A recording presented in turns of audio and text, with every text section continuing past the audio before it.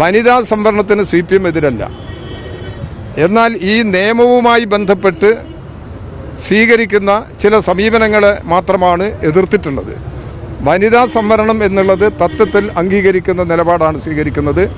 സംവരണവുമായി ബന്ധപ്പെട്ട് ജനങ്ങളുടെ അവകാശം നിഷേധിക്കത്തക്ക നിലയിൽ മണ്ഡലത്തിൻ്റെ പുനർവിഭജനം നടത്തുന്നതുമായി ബന്ധപ്പെട്ട പ്രശ്നങ്ങളിലാണ് ഇവിടെ ശക്തമായ പ്രതിഷേധം ഇന്ത്യക്കകത്ത് ഉയർത്തിയിട്ടുള്ളത്. CPM നിലപാട് വ്യക്തമാക്കി കഴിഞ്ഞിട്ടുണ്ട്.